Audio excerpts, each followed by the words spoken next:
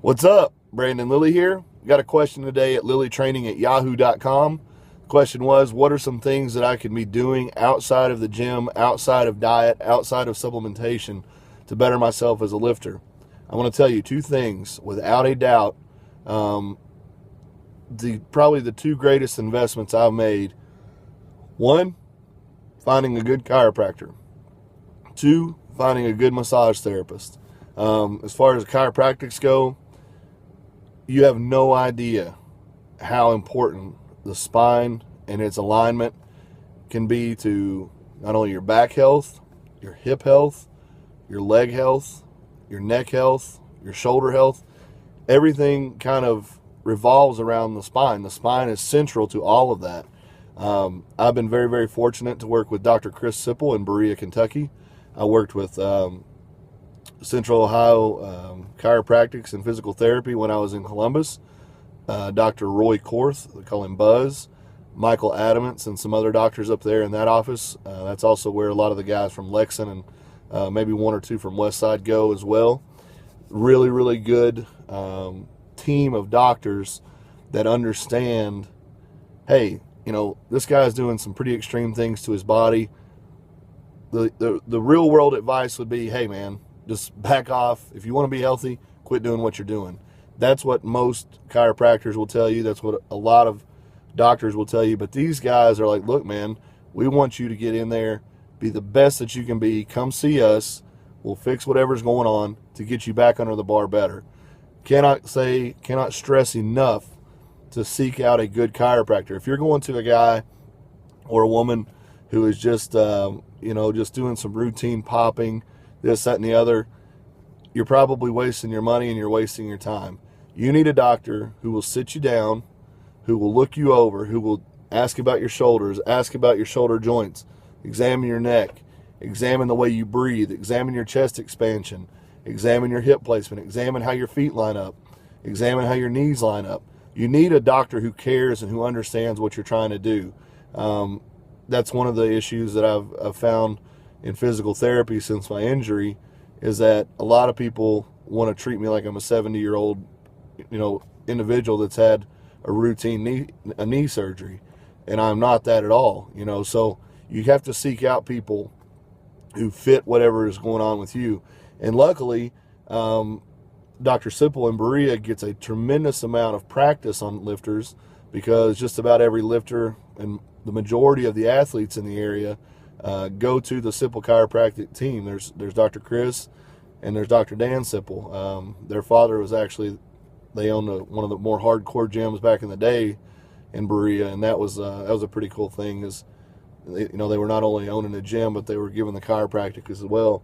But they're a family who's been around the sport. They understand the sport. They love the sport, and that's been one of the biggest blessings for me, is having somebody who is behind me saying, man, I want to make you better. And that's what you should look for in a chiropractor, somebody who really cares top to bottom about your health.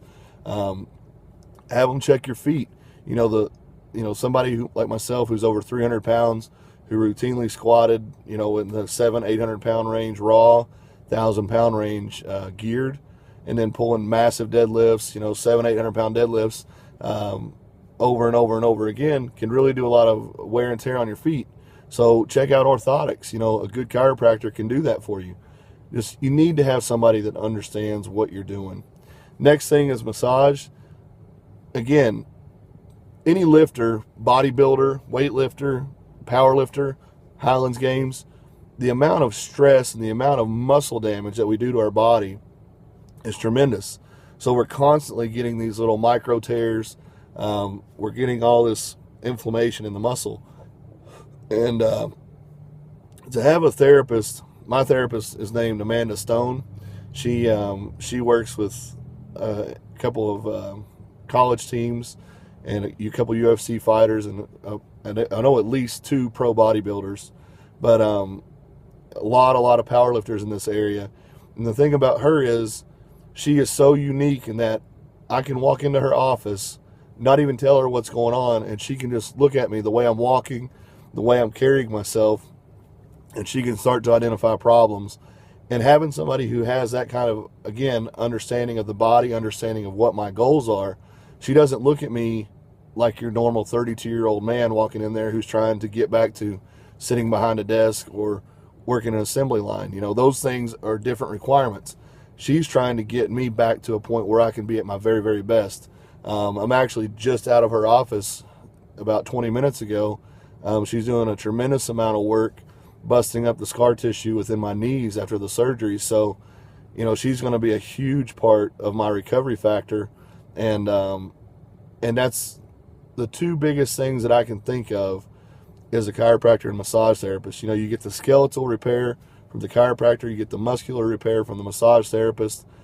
Outside of, you know, those two, I would probably invest in some sort of you know, mechanism for mobility.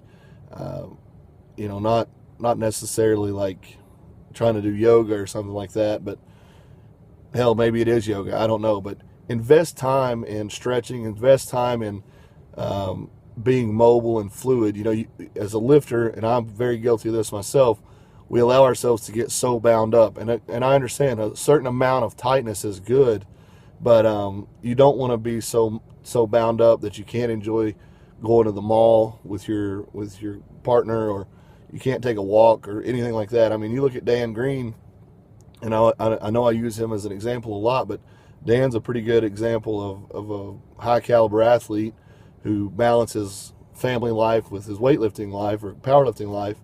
You know, Dan, one of his favorite activities is hiking. There have been many times in my life, in my lifting career, where I've gotten so bloated and I've gotten so big that, you know, you get that lower back pump, and walking more than a few, maybe 100 feet or so, the back pump just becomes too intense.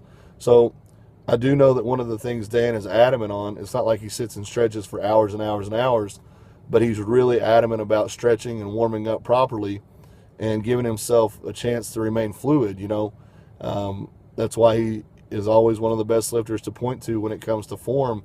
Nobody ever questions his squat depth because he can get there. His hips are opened up. They're able to stretch to that point. And it's exactly the same in the deadlift. He's able to get in a perfect sumo position because of his hip flexibility and his torso flexibility. So those three things, chiropractic, massage, mobility work, I think if you invest in those three things outside of your regular gym work, your diet, and your supplementation, you're going to be a much, much happier lifter. You're going to be a much stronger lifter. And that's really what we're all striving to be.